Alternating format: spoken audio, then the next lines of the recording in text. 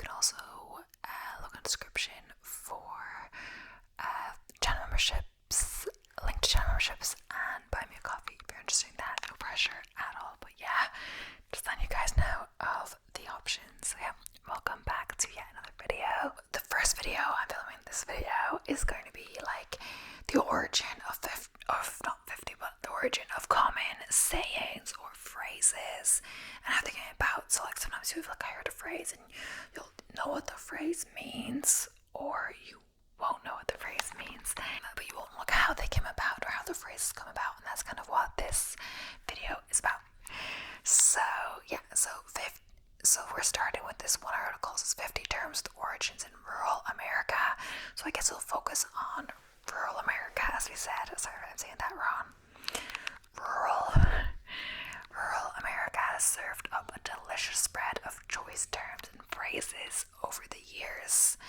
Many of the turns of phrase have made their way into everyday usage across the country.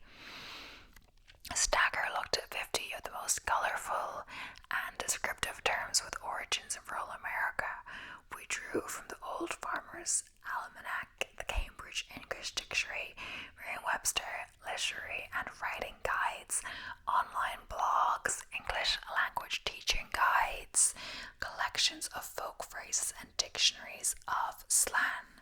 Some we use knowingly, like barking up the wrong tree, jumping on the bandwagon, and grabbing a bull by the horns. Other phrases may use without realizing their origins, like a piece of cake, a kangaroo court, or being happy as a clam. Several of the most colourful idioms come from farming, like flying the coop and living high cotton. Hunting gave us loaded for bear and barking up the wrong tree. The world of horses provided several apt phrases, like being a dead ringer full of beans or raring to go. Then there's being long in the tooth, or being rode hard and put up wet. A few come from days of slavery, when people in bondage needed to be secretive about what they were saying. Many are quite old, dating back to the U.S. Civil War, the Old West, the Gold Rush, America's pioneering days, and times when souvenirs might be wooden nickels and cigars were awarded as prizes at state fairs. Some have clear and concise origins, but most roots are more obscure. Many explanations are educated guesses or theories. For more than a few phrases, there are multiple theories about their origins. So if the creek don't rise, quit whistling Dixie, get a wiggle on, and let's see what pans out. So yes, we are getting started now. So the first one is piece of cake. So in the 19th century, it was common to award cake to winners at competitions, hence the idea of something being a piece of cake.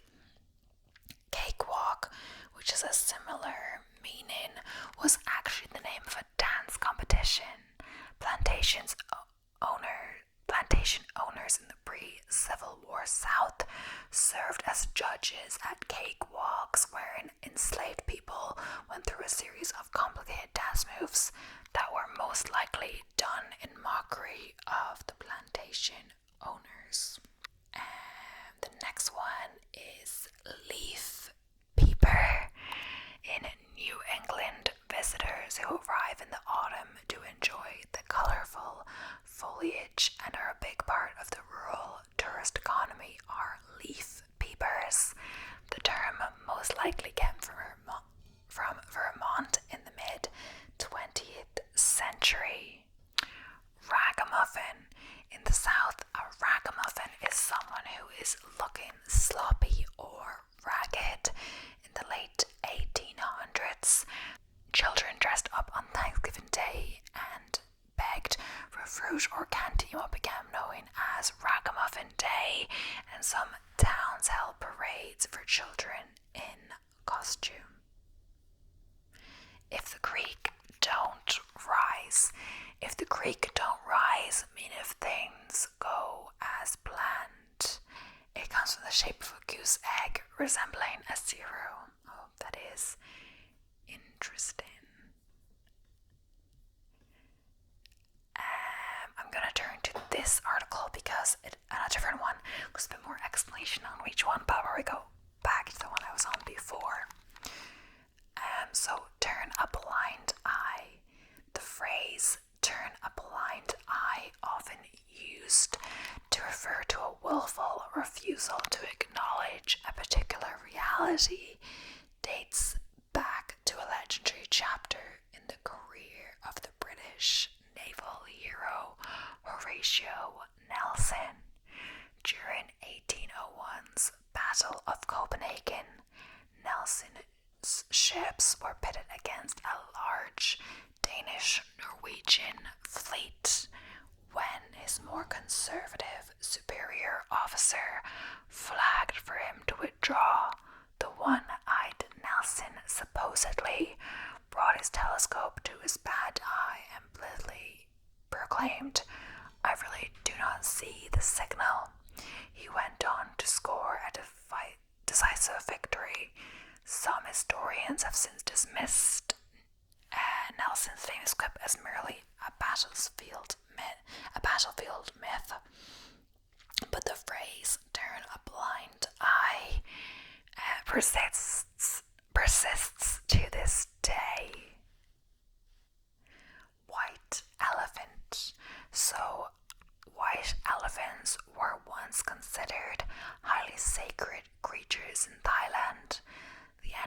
The animal even graced the national flag until 1917. They were also wielded as a subtle form of punishment. According to legend, if an underlying or rival angered a Siamese king, the royal might present the unfortunate man with the gift of a white elephant. While ostensibly a reward, the creatures were tremendously expensive to feed and house, and caring for one often drove the recipient into financial ruin. Whether any specific rulers actually bestowed such a passive-aggressive gift is uncertain, but the term has since come to refer to any burdensome possession, pachyderm or otherwise. The next one up is crocodile tears. Oh, just to mention as well, when I switched to this article with less ones but more explanation, this didn't mention specifically American ones like the other one did. Some of these could be from more diverse background or origin. So modern English speakers use the phrase crocodile tears to describe a display of superficial or false sorrow, but the saying actually derives from a medieval belief that crocodiles shed tears of sadness while they killed and consumed their prey. The myth dates back as far as the 14th century and comes from a book called The Travels of Sir John Mandeville, widely popular upon its release. The tome recounts a brave knight's adventures during his supposed travels through Asia. Among his many fabrications, the book includes a description of crocodiles and that notes, "These serpents slay men and eat them weeping, they have no tongue." While factually inaccurate, Mandeville's account of weeping reptiles later found its way into the works of Shakespeare, and crocodile tears became an idiom as early as the 16th century. So, Die Hard, and yes, not referring to the movie, while it typically refers to someone with a strong dedication to a particular set of beliefs, the term Die Hard originally had a series of much more literal meanings. In its earliest incarnation in the 1700s, the expression described condemned men who struggled the longest when they were executed by hanging. The phrase The phrase later became even more popular after 1811's Battle of Albuera during the Napoleonic Wars. In the midst of the fight, a wounded British officer named William Inglis supposedly urged his unit forward by bellowing, "Stand your ground and die hard. Make the enemy pay dear for each of us." Inglis's 57th Regiment suffered 75% casualties during the battle and went on to earn the nickname the Diehards. Resting on laurels. The idea of resting on your laurels dates back to leaders and athletic stars of ancient Greece. In Hellenic times, laurel leaves were closely tied to Apollo, the god of music, prophecy, and poetry. Apollo was usually depicted with a crown of laurel leaves, and the plant eventually became a symbol of status and achievement. Victorious athletes at the ancient Pythian Games received wreaths made of laurel branches, and the Romans later adopted the practice and presented wreaths to generals who won important battles. Venerable Greeks and Romans, or laureates, were thus able to rest on their laurels by basking in the glory of past achievements. Only later did the phrase take on a negative connotation, and since the 1800s it has been used for those who are overly satisfied with past triumphs. So, read the Riot Act. These days, angry parents might threaten to read the Riot Act to their unruly children. But in 18th century England, the Riot Act was a very real document, and it was often recited aloud to angry mobs. Instituted in 1715, the Riot Act gave the British government the authority to label any group of more than 12 people a threat to the peace. In these circumstances, a public official would read a small portion of the Riot Act and order the people to disperse themselves and peacefully depart to their habitations. Anyone that remained after 1 hour was subject to arrest or removal by force. The law was later put to the test in 1819 during the infamous Peterloo Massacre, in which a cavalry unit attacked a large group of protesters after they appeared to ignore a reading of the Riot Act. Paint the town red. That's actually a song by Doja Cat, and I'm wondering if that's a reference to that. The phrase "paint the town red" most likely owes its origin to one legendary night of drunkenness. In 1837, the Marquis of Waterford, a knowing, lush, and mischief maker, led a group of friends on a night of drinking through the English town of Melton Mowbray. The bender culminated in vandalism after Waterford and his fellow revelers knocked over flower pots, pulled knockers off of doors, and broke the windows of some of the town's buildings. To top it all off, the mob literally painted a tollgate, the doors of several homes, and a swan statue with red paint. The Marquis and his pranksters later compensated Melton for the damages, but their drunken escapade is likely a reason that "paint the town red" became a shorthand for a wild night out. Still, yet another theory suggests the phrase was actually born out of the brothels of American West and referred to men behaving as though their whole town were a red light district. So it's probably not from the original story, but maybe because it means a wild night out, maybe that's what the song means.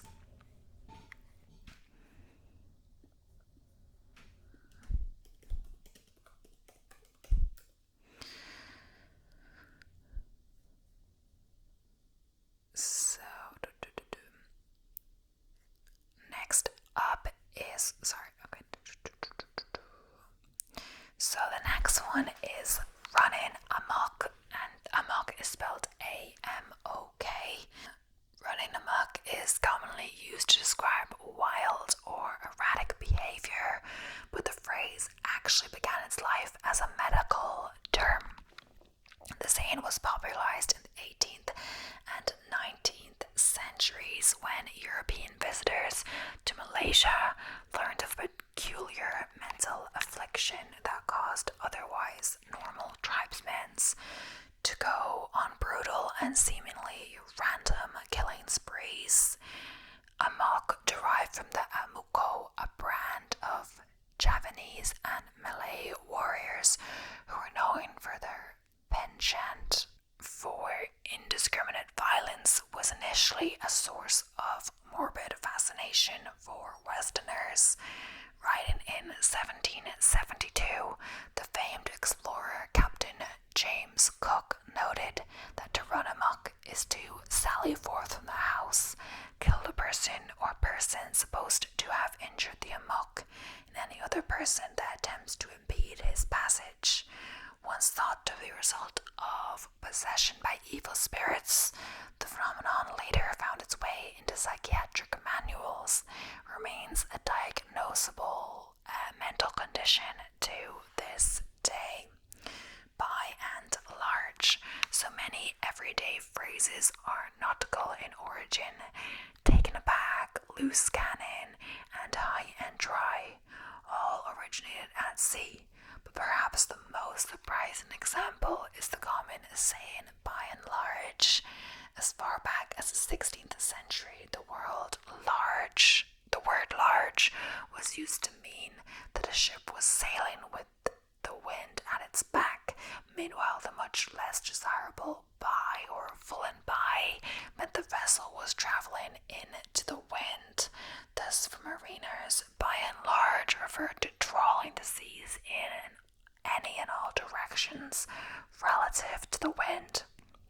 Today, sailors and landlubbers alike now use the phrase synonym for all things considered, or for the most part, and I'm saying that word synonym. I say like cinnamon. I don't say it very right. Oh well. The third degree. There are several tales about the origin of the third degree, a saying commonly used for long or arduous interrogations. One theory argues the phrase relates to the various degrees of murder in the criminal code, yet another credits it to Thomas F. Burns, a 19th century New York City policeman who used the pun third degree burns when describing his hard-nosed questioning style. In truth, the saying is most likely derived from the Freemasons, a centuries-old fraternal organization whose members undergo rigorous question and examinations before becoming third-degree members or master masons. So, yeah, either way, I'm going to move back to the other article. So, to agitate the gravel is to leave in a hurry. It dates to a time when driveways and parking lots were most likely covered with gravel. Seems pretty self-explanatory there. So, acid test. The term acid test dates to the gold rush in the mid-1800s, when acid was used to check the purity of gold. The test involved using nitric acid, which has the ability to dissolve every metal but gold. The term became a pun in the 1960s when it was used to LSD parties used to refer to LSD parties hosted by author Ken Kesey. So, hit the hay. In the 18th century, mattresses were often sacks filled with hay. Before going to bed, people would hit the hay to fluff up the filling and chase any books away. Today, to hit the hay means to go to bed.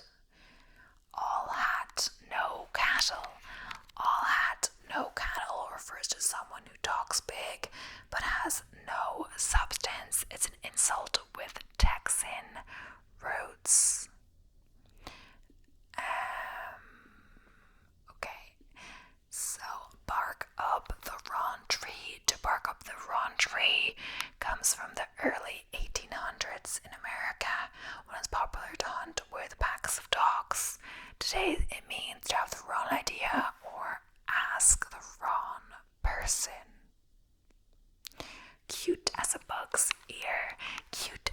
ox ear was used in the 1800s and is thought to have originated in Texas.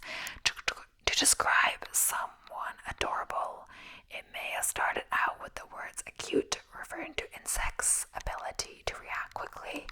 It's often shorted to cute as a book. Oh, so maybe it's acute, like not as cute. Cute as, I don't know. Get go. So get go means from the beginning. Originated in Black English. It was used in print by Tony Cade Bambara. Sorry, that's not a common name, I would know. A 1960s civil rights activist wrote fiction set in the rural South and in Harlem. So no dice. No dice means no deal or no result. It comes from states where gambling was illegal in the early 1900s.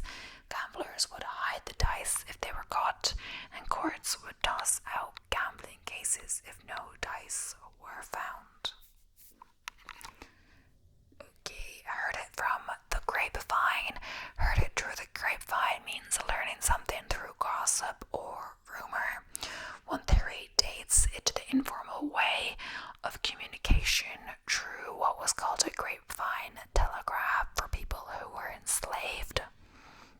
Another theory ascribes the phrase to the early telegraph system in the 19th century that used miles of wire strung from poles that resembled grapevine trestles.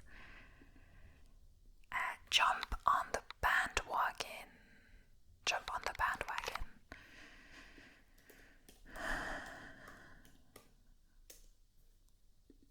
Jump on the bandwagon. To jump on the bandwagon or to adopt an idea once it is successful or popular stems from early America, when musicians rode in a wagon on their way to a parade or rally and people would rush to follow. Bats in the belfry. To have bats in the belfry means to be eccentric or insane. It's an American phrase from the early 20th century referring to bats that lived inside a bell tower. Raring to, as in very eager, seems to have originated in the early 19th century South. It's likely to have come from raring, where a horse rises up on its hind legs, an excitement or agitation. Happy as a clam. The phrase is believed to originally been happy as a clam at high tide, popular in the early 1800s in the Northeast. It refers to the fact that clams are dug up at low tide, but unreachable and safe from human harvest at high tide. Kangaroo court. Kangaroo court goes back to the 19th century U.S. frontier days when Roman judges tried legal cases. They were paid by the trial, and a kangaroo court refers to the image of them hopping from case to case to try as many as possible.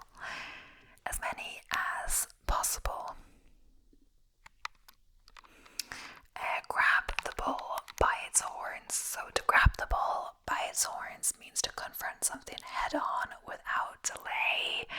One theory has it originated in the American West, where an effective way for ranchers to catch and subdue a bull was to grab its horns and wrest it to the ground. Full of beans, meaning energetic. Full of beans is thought to come from late 1800s horse racing, when horses would be fed beans to make them gassy in the belief that they would run faster. Open a can of worms. To open a can of worms means to cause a multitude of problems in the process of trying to solve one. It dates to the 1950s, when fishermen would buy sealed metal cans of earthworms for bait and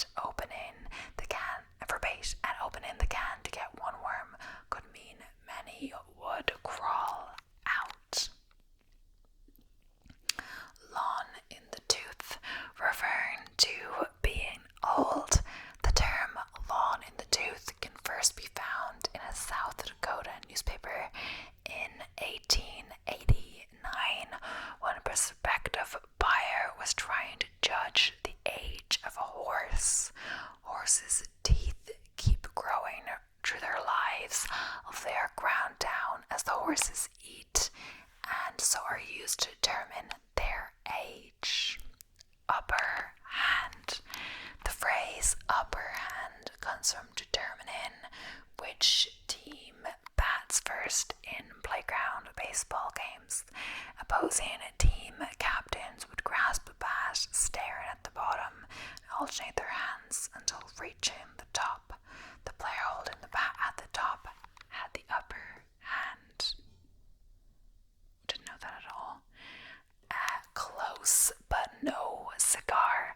To come close but no cigar refers to almost but not quite winning or succeeding. According to one theory, it dates to the 1800s when country fairs would hand out cigars as prizes to game winners. The phrase would be shouted out when a player came close to winning to attract an audience.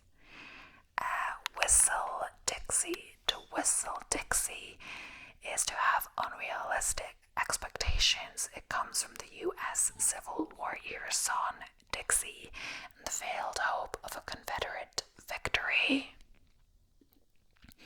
Dead Rinner. Dead Rinner originated in 19th century American horse racing, when a horse racing under a fake name was called a ringer, and dead meant exact. Today, a dead rinner is an exact copy or resemblance. So, let's see, the next one is up the river.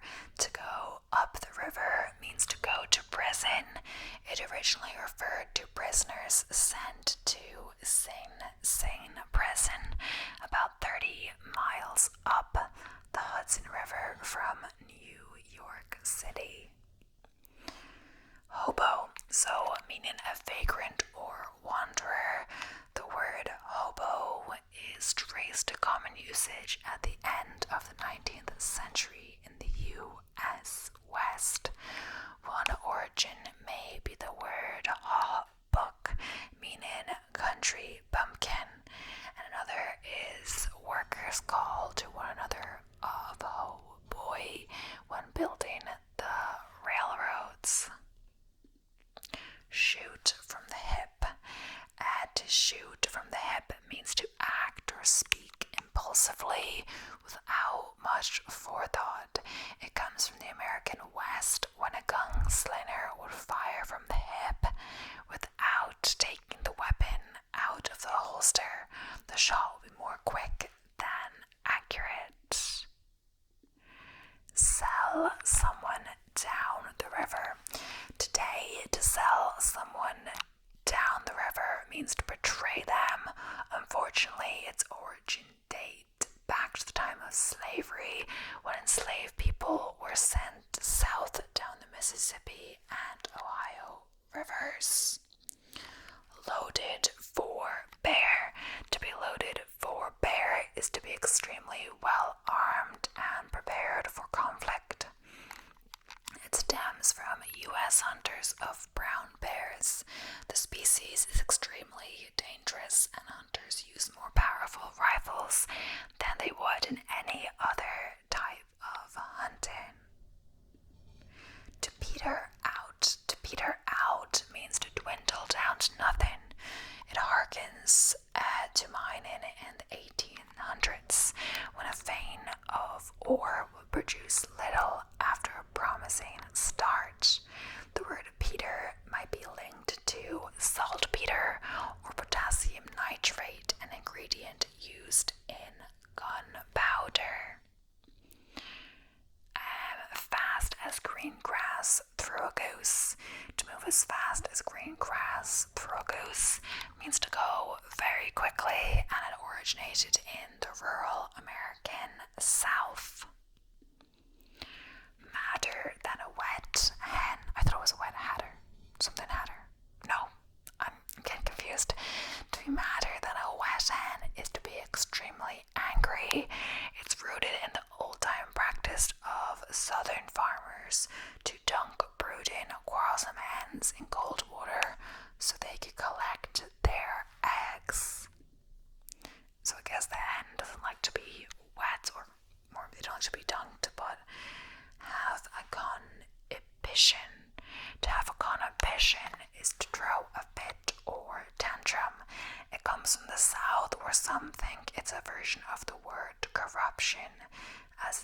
being corrupted by the devil. And then there's a picture of a crying baby, which they throw a lot of tantrums, babies or toddlers. So living in high cotton. To be living in high cotton means to be living well. It originated in the American South, where cotton was a source of wealth. We're living in high cotton.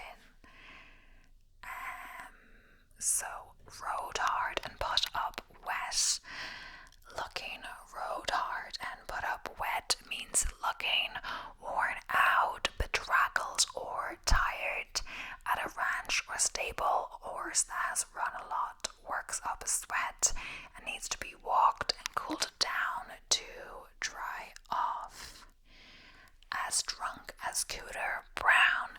Cooter Brown was a figure in the Southern stories who lived on the Mason-Dixon line during the Civil War. To avoid having to serve on either side, legend has it, he stayed drunk for the length of the war. Really? Okay, the dog won't hunt. The dog won't hunt refers to something that is defective or doesn't function properly. In the South, it's a term derived from hunting. Bootleg. A bootleg is an illegal recording of music, movie, concerts, and other productions. The word stems from bootleggers, the makers of illicit alcohol during the U.S. Prohibition era. Bootleg, in turn, has its origins in the practice of sneaking a flask of alcohol into the top of a tall boot.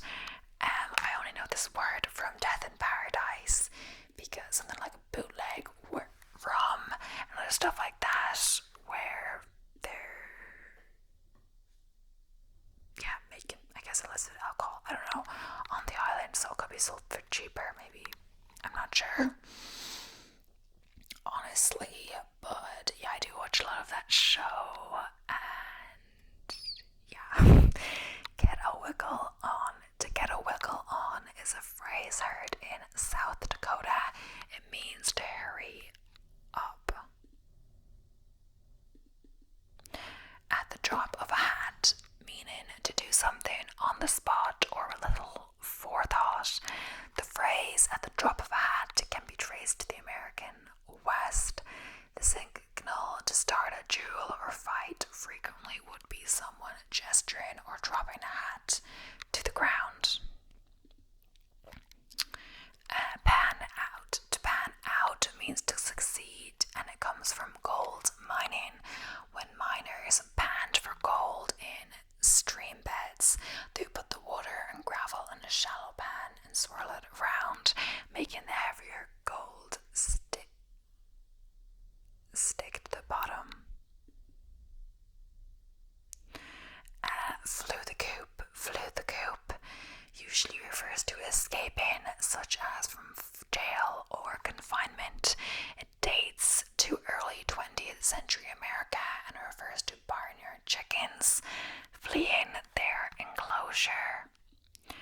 Fly off the handle. To fly off the handle means to lose control or lose one's temper.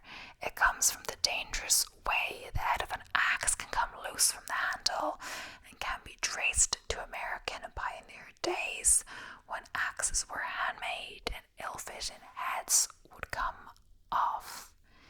10 miles of dirt road. To look like 10 miles of dirt road is to look pretty bad. It's a popular phrase in Wyoming where there's plenty of dirt roads. Don't take any wooden nickels. Wooden nickels were made as Depression era scrip and also as commemorative coins. The phrase, "don't take any wooden nickels," was advice given to country people going to the city not to be fooled or swindled. So the last one on this list is duckfit. Duckfit is a temper tantrum or sometimes laughter. The American idiom comes from the sound of a duck, particularly an angry one. So there's a few more on this other article. So bite the bullet, it means to accept something difficult or unpleasant. And the origin in the olden days, when doctors were short on anesthesia or time during a battle, they would ask the patients to bite down a bullet to distract them from the pain. The first recorded use of the phrase was in 1891 in the light that failed to break the ice, meaning to break off a conflict or commence a friendship. Origin, back when road transportation was not developed, ships would be the only transportation and means of trade. At times the ship would get stuck during the winter because of ice formation. The receiving country would send small ships to break the ice to clear a way for the trade ships. This gesture showed affiliation and understanding between two territories. So to butter someone up, the meaning to impress someone with flattery. Origin, this was a customary religious act in ancient India. The devout would throw butter balls at the statue of their gods to seek favor and forgiveness. Also, this is the one I was talking about, as the Hatter, mad as a Hatter. To be completely crazy. Origin, no, you don't already know this one because it didn't originate from Lewis Carroll's Alice in Wonderland. Its origin dates from the 17th and 18th century, well before Lewis Carroll's book was published. In 17th century France, poison occurred among hat makers who used mercury for the hat felt. The Mad Hatter disease was marked by shyness, irritability, and tremors that would make the person appear mad. Cat got your tongue asked to a person who has a loss of words. Origin, the English Navy used to use a whip called cat o' nine tails for flogging. The pain was so severe that it caused the victim to stay quiet for a long time. Another possible source could be from ancient Egypt, where liars and blasphemers' tongues were cut out and fed to the cats. What a treat for the cats. But yeah, that is the end of today's video. I hope you enjoyed and learned some new phrases and origins, etc. Or just had a relaxing time or fell asleep or whatever. But thank you so much for watching. If you haven't subscribed, please make sure to do so, and I'll be seeing you